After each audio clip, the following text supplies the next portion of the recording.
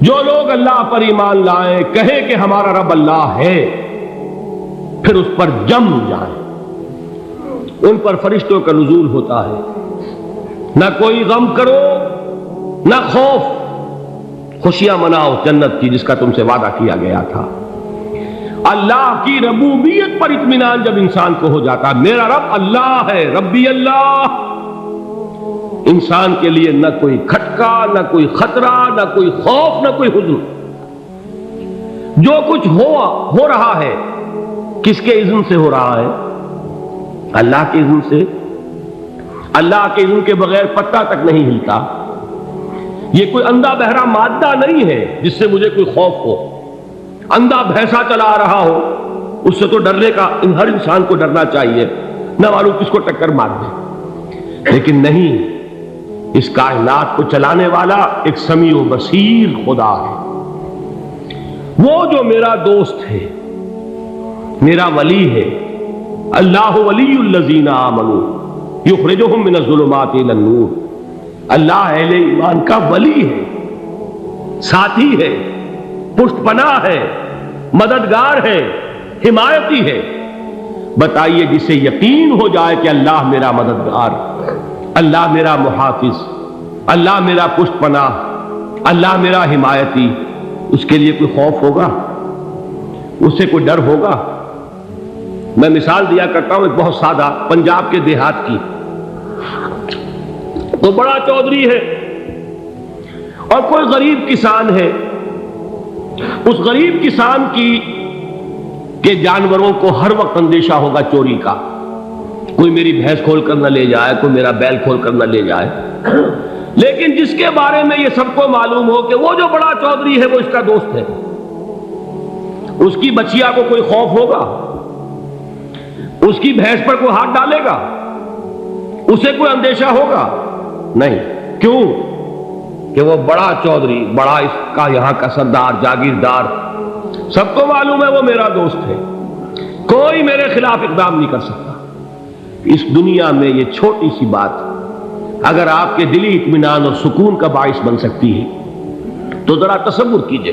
میں لفظ تصور استعمال کروں گا صرف اس لیے کہ اس کا ہم جس کو کہتے ہیں ادراک اور شعور کر نہیں سکتے، اگر کے ساتھ کر سکتے۔ اگر یقین ہو کہ اللہ میرا مددگار اور یقین ہو کہ اللہ ہر آن میرے ساتھ ہے، پھر کوئی خوف؟ کس کا خوف؟ کوئی شے اللہ سے بالا تر ہے؟ کوئی قوت اس سے زیادہ طاقتور ہے؟ کوئی اس کے ارادے کو بدلنے والا ہے؟ کوئی اس کی مشیت کے آڑے آنے والا ہے؟ یہی بات ہے جو حضور نے فرمائی۔ یہ ایمان کا حاصل ہے لب لباب، کہ دیکھو اچھی طرح اس بات کو ذہن نشین کر لو، اگر تمام انسان مل کر تمہیں کوئی نقصان پہنچانا چاہے نہیں پہنچا سکتے، مگر جو کچھ اللہ نے لکھ دیا ہو، اور تمام انسان مل کر تمہیں کوئی نفع پہنچانا چاہے نہیں پہنچا سکتے، مگر وہ شے جو اللہ نے طے کر دی۔ آپ پھر میں کہوں گا ذرا طاری کیجئے، اسے فرض کیجئے، اسے سوچئے۔ اگر اس حدیث پر ہمارا دل ٹھکا ہوا ہو تو کسی سے ڈر ہوگا؟ یہ مجھے نقصان نہ پہنچا دے، یہ میری رپورٹ خراب نہ کر دے، یہ میری انکریمنٹ نہ رکوا دے، یہ میرا یہ نہ بگاڑ دے، یہ میرے یہ نقصان نہ پہنچا دے۔ اس کا ڈر، اس کا ڈر، اس کا خوف، اس کی خوشامد، اس کے لیے جا کر طرح طرح سے اپنی عزت نفس کو ذلیل کروانا اس کے سامنے، یہ سب کچھ کیوں کرتا ہے انسان؟ جب سمجھتا ہے کہ اس کے ہاتھ میں میرا کوئی نفع ہے، اس کے ہاتھ میں میرے لیے کوئی ضرر ہے، یہ مجھے کوئی غضب پہنچا سکتا ہے، یہ مجھے کوئی نقصان پہنچا سکتا ہے، یہ میرا کوئی کام بنا سکتا ہے، یہ میری کوئی ضرورت پوری کر سکتا ہے، اسی کا نام شرک ہے۔ جہاں آپ نے یہ سمجھا کہ غیر اللہ کے اندر کوئی طاقت موجود ہے، وہی شرک ہے۔ بتوں سے تجھ کو امیدیں، خدا سے نو امیدی، مجھے بتا تو صحیح اور کافری کیا ہے؟ شرک تو یہ ہے۔ جس پر بھی تمہیں یہ خیال ہے، کلمہ ہے یہ کلمہ سوم، لا حول ولا قوت الا باللہ، ذرا اس پر دل کو کبھی اگر آپ تصور کریں، پھر فرض کریں، دل ٹھک جائے اس پر، کوئی طاقت نہیں۔ یہی بات تھی جو شیخ عبد القادر جیلانی رحمۃ اللہ علیہ نے اپنی وصیت میں اپنے بچے سے کہی. 11ویں دینے والے ہیں، لیکن حضرت شیخ عبد القادر جیلانی کی وصیت اور تعلیمات کو کتنے لوگ ہیں کہ جانتے ہو؟ یہ جن مقامات تک پہنچے ہیں وہ کس چیز کی بدولت پہنچے؟ انہوں نے جو پیغام دیا وہ کیا تھا؟ اے میرے بچے، جس طریقے سے قرآن مجید میں حضرت لقمان کی نصیحتیں جو ہے نقل کر دی گئی ہیں، میں یہ عرض کروں گا بالفرض اگر قرآن حضرت عبد القادر جیلانی کے بعد نازل ہوا ہوتا تو شیخ عبد القادر کی یہ نصیحتیں بھی قرآن میں درج ہوتی. اتنی اونچی نصیحتیں ہیں. اے میرے بچے، اس حقیقت کو ذہن نشین کر لے، لا فاعل فی الحقیقت ولا مؤثر الا اللہ. اس کائنات میں نہ کوئی فاعل حقیقی ہے نہ مؤثر حقیقی ہے سوائے اللہ. کسی شے میں کوئی تاثیر نہیں اگر اللہ نہ چاہے. آگ جلا نہیں سکتی اگر اللہ نہ چاہے. پانی ڈبو نہیں سکتا اگر اللہ نہ چاہے. زہر ہلاک نہیں کر سکتا اگر اللہ نہ چاہے. کوئی چیز فائدہ نہیں پہنچا سکتی اگر اللہ نہ چاہے. تو در در پہ کیوں سر جھکاتے ہو؟ در در پر کیوں جبیں سائی کرتے ہو؟ سب کے سامنے کیوں ہاتھ پھیلاتے ہو؟ ایک اللہ سے مانگو. ایک اللہ کے سامنے زمین پر اپنی جبین رکھو. لا فاعل فی الحقیقت ولا مؤثر الا اللہ. نظر آتا ہے ہمیں کہ پانی پیاس بجھا دیتا ہے. پیاس بجھانے کی صلاحیت پانی میں نہیں ہے، اللہ کے اذن سے. کھانا بھوک مٹا دیتا ہے. بھوک مٹانے کی صلاحیت کھانے میں نہیں ہے، اذن رب میں. دیکھیے یہی یقین تھا. حضرت موسیٰ علیہ السلام کا واقعہ یاد کیجئے. سامنے سمندر آ گیا ہے. قوم دیکھتی ہے پیچھے کہ گرد و غبار کا طوفان. معلوم ہوا کہ فرعون اپنے لشکر سمیت آ گیا. لشکر جب چلتا تھا تیز رفتاری کے ساتھ تو گرد و غبار کا جو طوفان اٹھتا تھا اس کا تصور کیجیے. اور لمحہ بلمحہ وہ قریب آ رہا ہے. پوری قوم نے کیا کہا؟ اے موسیٰ انا لمدرکون. اے موسیٰ ہم کو پکڑے گئے. قرآن مجید نے تو یہاں وہ باتیں نہیں لکھی ہیں، لیکن تورات میں یہ درج ہے کہ بنی اسرائیل جھگڑنے لگے، دست و گریبان ہو گئے موسیٰ کے ساتھ. موسیٰ نے یہاں مروایا لا کر، اس سے تو ہم ہی بہتر تھے. وہاں کھانے کو ملتا تھا، زندگی تو تھی، بیگار ہم کر رہے تھے، موت تو نہیں تھی. اب جو کچھ ہوگا اس کا تصور کرو، جس طریقے سے ہمارے ٹکڑے اڑائے جائیں گے. تو لڑ رہے ہیں حضرت موسیٰ علیہ السلام سے. یہ تورات کی تفصیل ہے. قرآن میں صرف اتنا آیا ہے، پریشان ہو کر انہوں نے کہا انا لمدرکون. موسیٰ ہم کو پکڑے گئے. اس وقت موسیٰ کا جواب کیا ہے؟ کلا ان معی ربی سیہدین. نہیں، میرے ساتھ میرا رب ہے، وہ راستہ دے گا. بتائیے کہاں راستہ نظر آ رہا ہے؟ یہ ہے ایمان بالغیب. راستہ نظر نہ آئے تب اللہ پر یقین ایمان ہے. جیب میں پیسے ہوں اور تب دل کو اطمینان ہے تو ایمان کس پر ہوا؟ پیسے پر، اللہ پر نہیں. جب وسائل و ذرائع نہ ہو اور پھر یقین ہو کہ اللہ مسبب الاسباب ہے، وہ اسباب کا پابند نہیں ہے، وہ اسباب کا محتاج نہیں ہے، اسباب اس کے محتاج ہے. اگر یہ یقین ہے تو اللہ پر ایمان ہے. یہ نہیں ہے تو تمہارا ایمان اسباب پر ہے، وسائل پر ہے، ذرائع پر ہے، مادیات پر ہے، اللہ پر نہیں. اس وقت کہاں راستہ تھا؟ کوئی راستہ تھا؟ سمندر ہے اور ادھر سے لشکر آ گیا ہے. کلا ان معی ربی سیہدین. اب دیکھیے ایمان کہہ دینا آسان ہے، ہوا معکم اینما کنتم. جہاں کہیں بھی تم ہوتے ہو اللہ تمہارے ساتھ ہوتا ہے. لیکن اس کا یقین قائم ہو جائے تو زمین و آسمان کا فرق واقع ہو جائے. یہی بات ہوئی حضور کے ساتھ.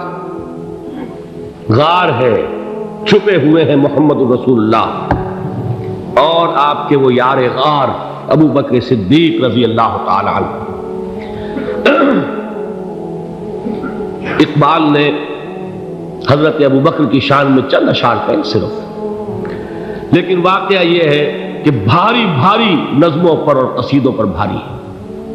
طویل ترین نظمیں اور قصیدے ہوں ان پر بھاری ہے.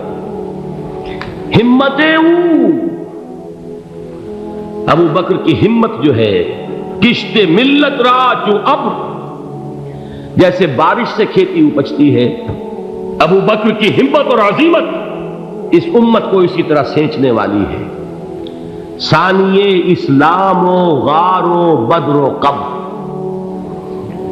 وہ دوسرے تھے اسلام میں، دوسرے پہلے کون تھے؟ انا اول المومنین، حضور فرماتے سب سے پہلا ایمان لانے والا میں، دوسرے ابو بکر۔ ویسے ہمارے ہاں یہ چلتا ہے اختلاف، حضرت علی پہلے ہیں کہ حضرت ابو بکر پہلے ہیں، لیکن اس میں بڑی خوبصورت تطبیق قائم کی ہے علماء نے، اور بہت صحیح ہے۔ چار کے بارے میں فیصلہ ہی مت کرو کہ کون پہلے، ان کی ایک عجیب تقسیم کر دی ہے۔ آزاد مردوں میں، بالغ مردوں میں سب سے پہلے ابو بکر، بچوں میں سب سے پہلے علی، خواتین میں سب سے پہلے خدیجہ، اور غلاموں میں سب سے پہلے زید بن حارثہ۔ بڑی پیاری تقسیم ہے، یہ چاروں ہی پہلے ہیں، ہر ایک کے لیے اولیت ہے۔ اور واقعہ یہ ہے کہ اگر زمانی اعتبار سے تعین ہوگا تو پہلے خدیجۃ الکبریٰ آئیں گی رضی اللہ تعالی عنہ، کسی اور سے بات کرنے کی نوبت بعد میں آ سکتی ہے، پہلے تو اہلیہ محترمہ سے بات ہوئی، آتے ہی پہلی وحی ہوئی ہے، ابھی تبلیغ کا حکم نہیں تھا۔ کس کو بتایا واقعہ؟ ابھی اپنی نبوت کی تبلیغ کا تو حکم ہی نہیں آیا، واقعہ کس کا ہے؟ وہ خدیجہ کا ہے۔ جب کہا ہے کہ خشیت علی نفسی، مجھے اپنی جان کا اندیشہ ہے، تو کیا جواب دیا خدیجہ نے رضی اللہ تعالی عنہا؟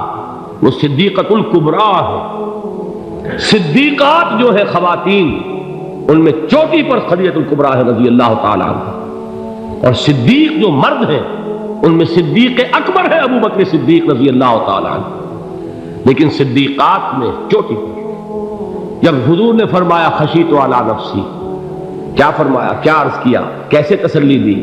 نہیں نہیں، اللہ آپ کو ضائع نہیں کرے گا، آپ غریبوں کے ہمدرد ہیں، آپ مساکین کے تکالیف رفع کرنے والے ہیں، آپ بیواؤں کی سرپرستی کرتے ہیں، آپ مسافروں کی خدمت کرتے ہیں، اللہ آپ کو ضائع نہیں کرے گا۔ یہ یقین ہے اس خاتون کے اندر۔ خیر وہ ایک علیحدہ بات ہو جائے گی۔ میرے دل پر حضرت خدیجہ رضی اللہ تعالیٰ عنہ کی شخصیت کا بڑا گہرا نقش ہے، جو وہ کوئی اور ہی وقت اور موقع ہوا تو بیان ہوگا۔ بہرحال اقبال نے ایک مصرے میں جو چار اولیتیں جمع کر دی ہیں، ہمت او کشت امت را چو ابر، ثانی اسلام و غار و بدر و قبر۔ اسلام میں حضور کے بعد پہلے کون؟ ابو بکر۔ غار میں حضور کے ساتھ کون؟ ابو بکر۔ بدر کی رات اللہ کا رسول سر سجود، وہ جھاڑ، وہ گھاس پھوس کی جو جھوپڑی بنائی گئی تھی، اور وہاں تلوار ننگی لے کر پہرا دینے والا کون؟ ابو بکر۔ اور اس حجرہ عائشہ میں محمد کے بعد سب سے پہلے دفن ہونے والا کون؟ ابو بکر رضی اللہ تعالی عنہ صلی اللہ علیہ وسلم۔ وہ جو معاملہ میں سنا رہا تھا غار ثور کا، حضرت ابو بکر بھی حضور کے خیال سے لرز گئے ہیں۔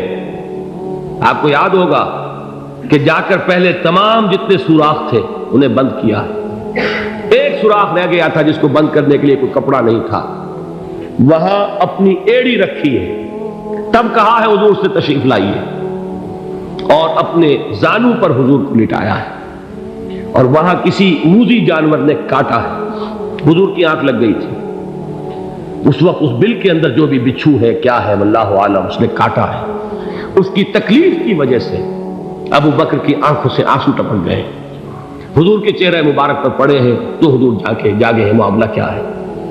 ایڑی نہیں ہٹائی وہاں سے، مبادا وہ جانور وہاں سے نکل کر محمد الرسول اللہ کو کوئی گزن پہنچا دے، ابو بکر کی ایڑی ہے، جس طرح چاہے کھا لے، ختم کر دے، جان نکل جائے تب کوئی آنچ آئے، محمد پر تو آئے، لیکن جیتے جی نہیں۔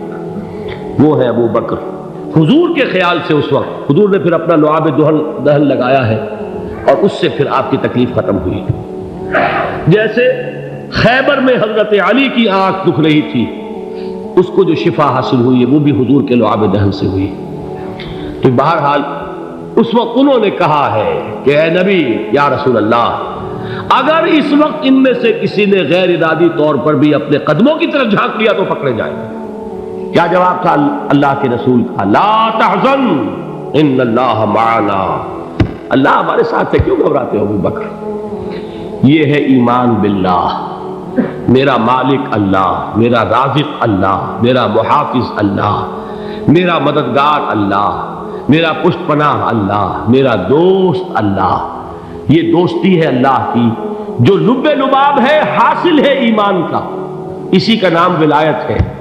اولیاء اللہ کے سروں پر سینگ نہیں ہوتے، جس کے دل میں ایمان راسخ ہو چکا ہو وہی اللہ کا ولی ہے، جسے اللہ پر یقین ہو چکا ہے وہی اللہ کا ولی ہے، جسے یقین ہے اللہ میرے ساتھ ہے، میرا مددگار، میرا پشت پناہ، میرا ساتھی، میرا دوست، میرا محبوب، میرا محب۔ اللہ اہل ایمان سے محبت کرتا ہے۔ واللہ یحب الصادقین، ان اللہ یحب الذین یقاتلون فی سبیلہ صفا کانہم بنیان مرصوص۔ اللہ محبت کرنے والا، اہل ایمان محبوب، اور اہل ایمان محبت کرنے والے اللہ محبوب۔ والذین آمنوا اشد حبا للہ۔ آپ تصور کیجئے جسے یہ رشتہ ایمان یا رشتہ ولایت حاصل ہو جائے، الا ان اولیاء اللہ لا خوف علیہم ولا هم یحزنون، آگاہ ہو جاؤ، اللہ کے دوستوں کے لیے نہ کوئی خوف ہے نہ کوئی حزن ہے۔